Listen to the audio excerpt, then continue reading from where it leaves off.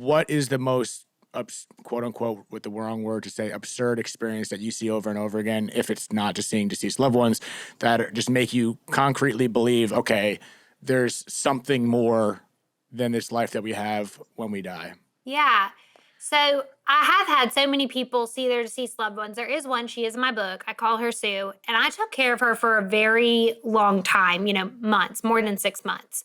So I knew her very, very, very well. And she was one of my first few patients that I had as a hospice nurse. And whenever you get to know someone well, you trust them, naturally. And she was actually extremely religious.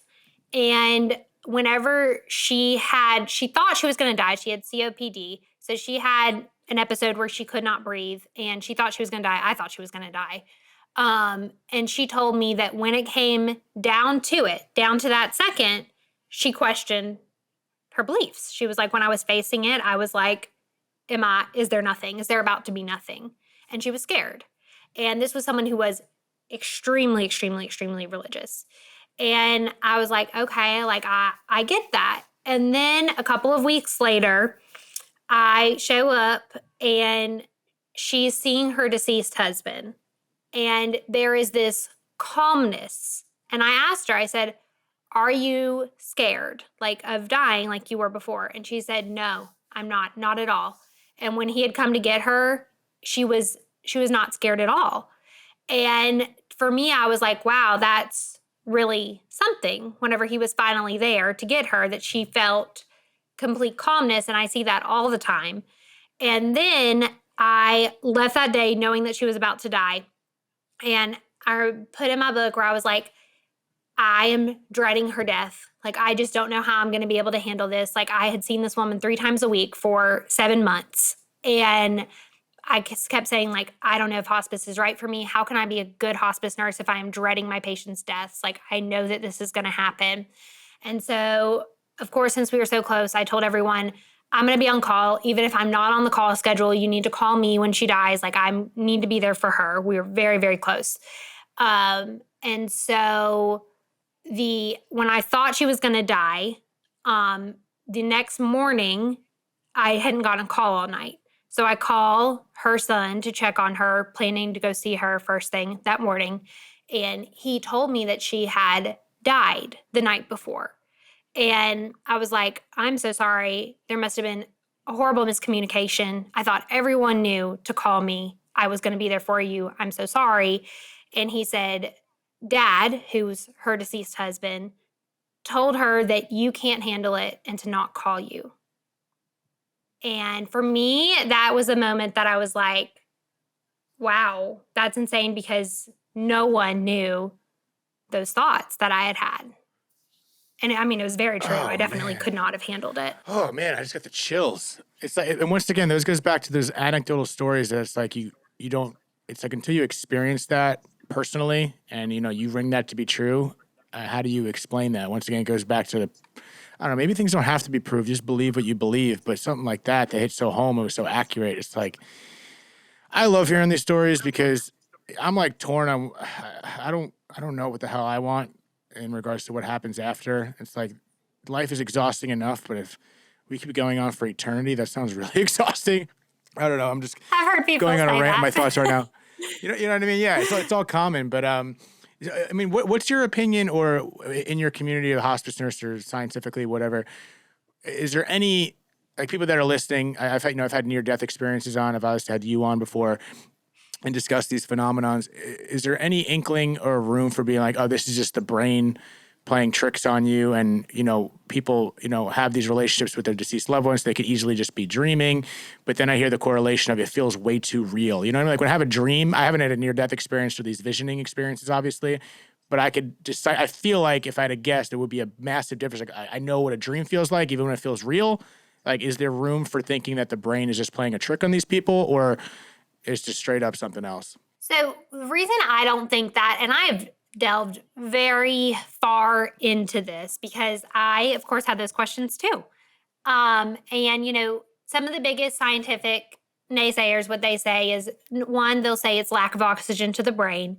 But I have patients who have, like, COPD, And then I have patients who have no airway problems until they stop breathing and they see the exact same things.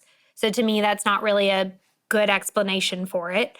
I had people who we put a pulse oximeter on their finger who they're at 100%. So they're getting tons of oxygen, who are seeing deceased loved ones.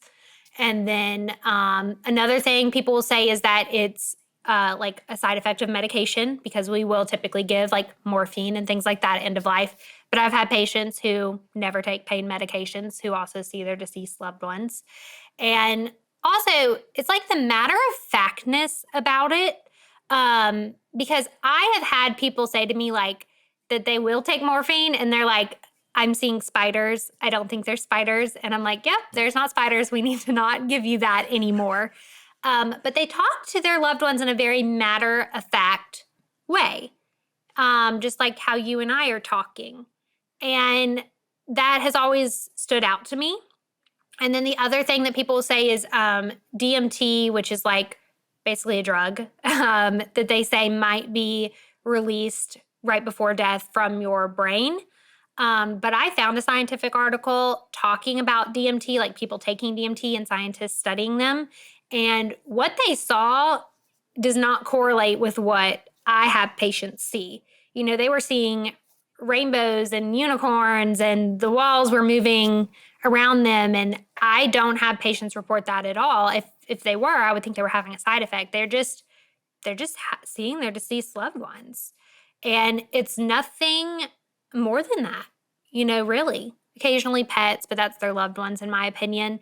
And, it's always that. And it doesn't matter their religion, doesn't matter, really any other factor, which is why I'm just like, what could possibly explain that? Because I feel like everyone has their own conceptions about life. Like you move through life and you form your own opinions. I move through life and I form my own opinions. And, even atheists have their deceased loved ones come to get them.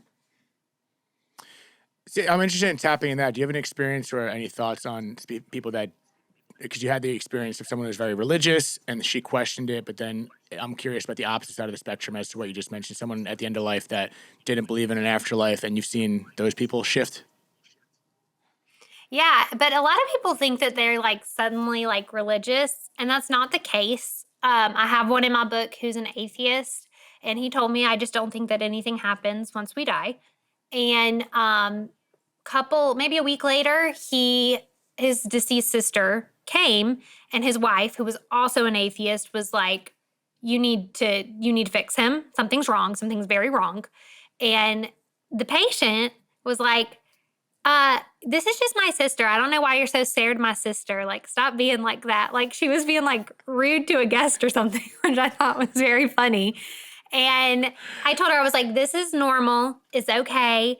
And she was like, I told you I did not want you to bring religion into this. Like, she was upset. She was like, I told you that. And I was like, no. And we have like pamphlets, like medical scientific pamphlets that we give out that explain that this happens. And so I brought out the pamphlet and I was like, this happens no matter, like, it's not about religion. Like, this happens to so many people. And we don't know why, but I'm sure everyone draws their own conclusions. And she was like, okay. And she accepted it, really.